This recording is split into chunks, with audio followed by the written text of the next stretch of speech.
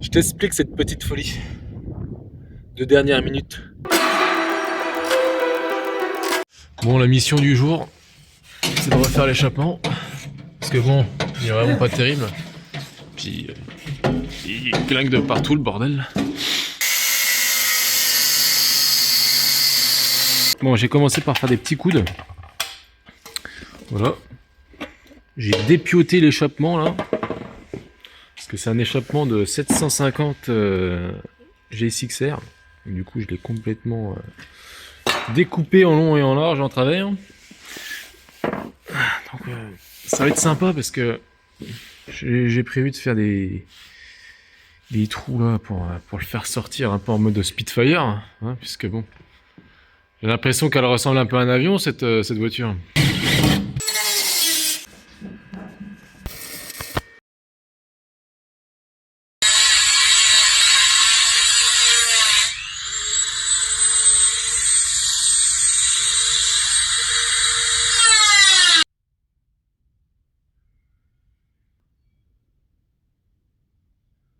Oui, bien.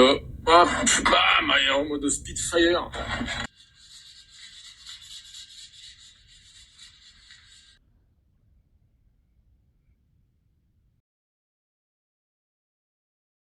Allez, vas-y, démarre le Spitfire, mon Dieu. Oh, ouais.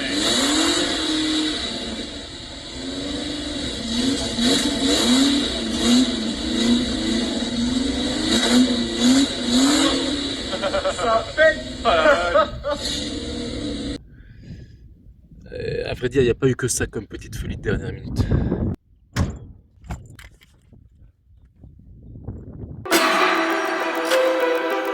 Donc après l'échappement du Spitfire, on a eu un gros problème.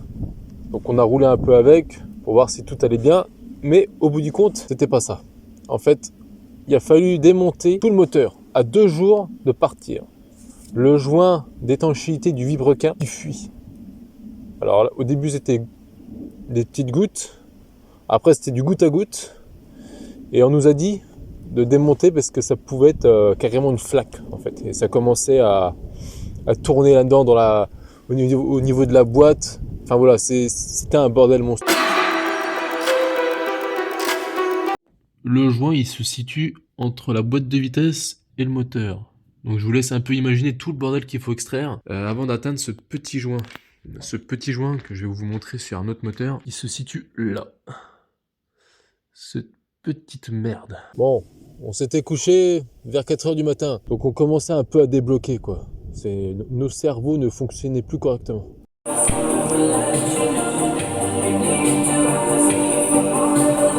C'était une barre de pole dance.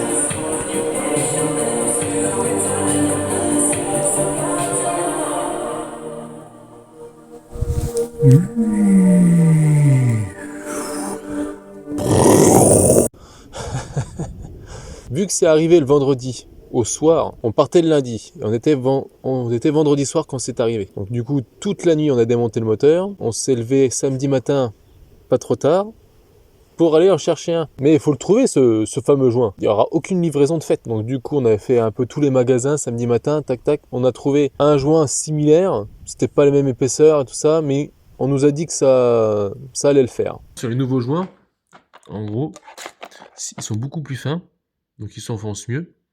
Et il y a un espèce de gabarit en fait pour éviter de tordre la lèvre quand vous l'appliquez quoi. C'est vachement mieux. On a fait avec, hein, on a rappelé notre garagiste Frédéric pour qu'il vienne nous le poser correctement et pour qu'on évite de faire une bêtise avant de partir quand même.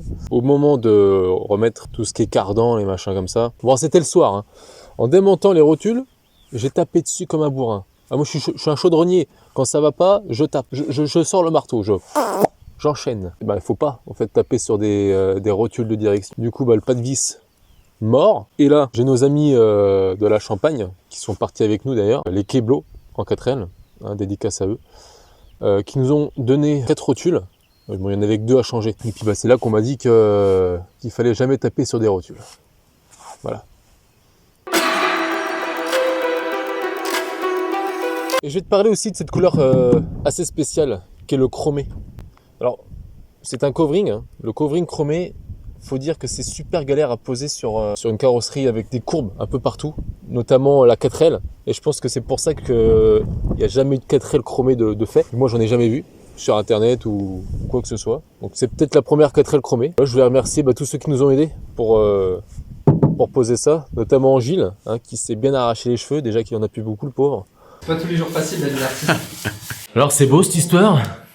Ah, magnifique. Mais bon, voilà, le résultat il est là et...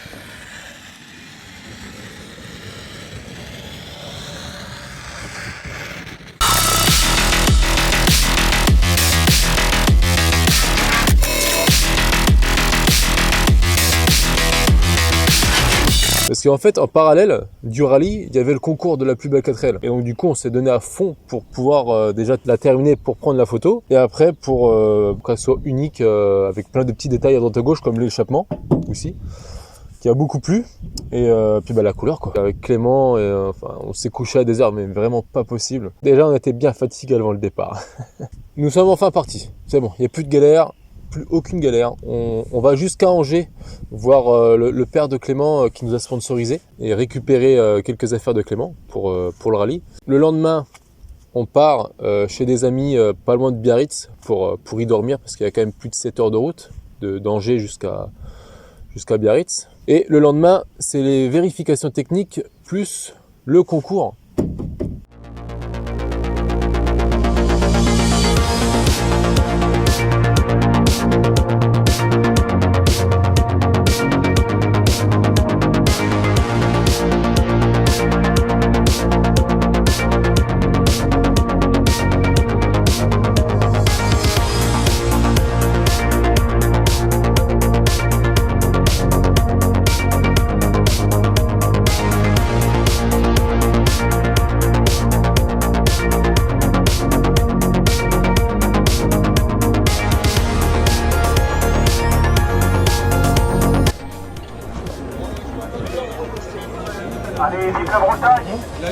Oui, je suis assez d'accord. Et je dis rien sur le troisième. On va procéder à l'élection de la plus belle 4L. La voiture 1713. Une 4L qui a été recouverte entièrement avec un stripping couleur aluminium, donc clairement un flash. Et un grand bravo parce qu'ils ont fabriqué plein d'éléments eux-mêmes en aluminium. On s'est rencontré à Mayotte, parce qu'on a travaillé là-bas. Et mon collègue il est kiné. À Mayotte, encore en ce moment. Okay. Il est venu de Mayotte jusqu'ici pour faire le 4 trophée avec moi. Alors lui, il a pas fait 8 km à la fin à Marrakech.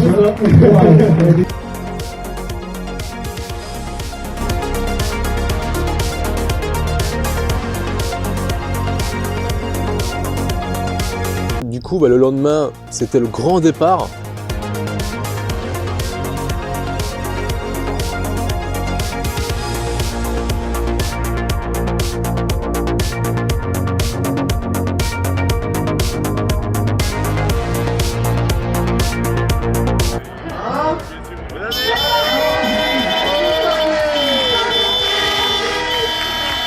là c'est le grand départ officiel du Kestrel Trophy. C'est vraiment le gros bordel.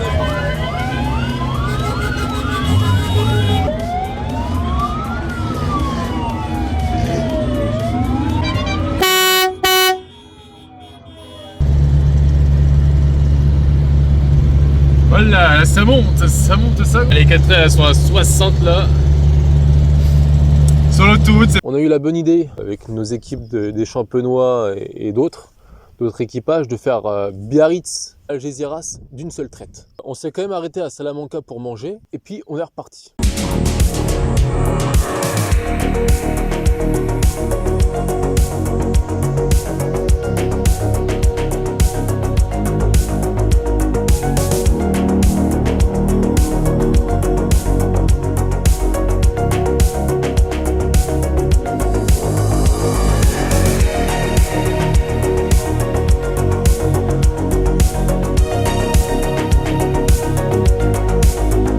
On est arrivé à Algeciras et je peux vous dire qu'il fait pas très chaud quoi.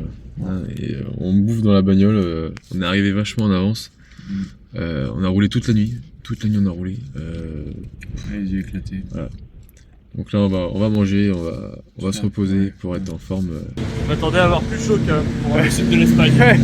J'avoue que là il y a beaucoup de vent, il pleut, c'est vraiment pas les conditions idéales pour faire du camping quoi. Hein. Non, clairement pas.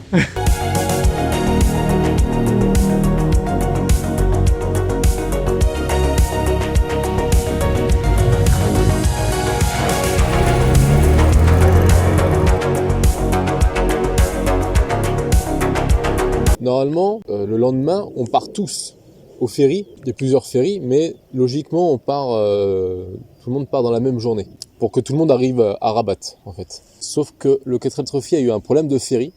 Du coup, nous, on est resté 2 jours déjà à Algeciras. Réveil 3h. Là, on est arrivé au niveau du port. Et puis, là, ça va être des longues heures d'attente, je pense. Déjà 2 heures. Oui. Déjà 2 heures d'attente. Je me demandais d'arriver 2 heures à l'avance avant que le bateau parte. Mais bon, hier, il y en a plein qui ont fait ça. Au bout de 5 heures, ils étaient toujours là. Hein. Donc, on va voir. Si pour nous, c'est la même chose, mais ça pique. Voilà. Faut trouver des occupations. Voilà, on va déjeuner déjà et puis on va lire le roadbook. Une voiture sur la route traversée, plutôt que de se carapater, au contraire, il va s'immobiliser, se gonfler devant la voiture en lui disant tu passeras pas. Et effectivement, il y a un rapport de force qui est un petit peu particulier. Voici le crapaud de roue. On a un filet qui fait 550 mètres.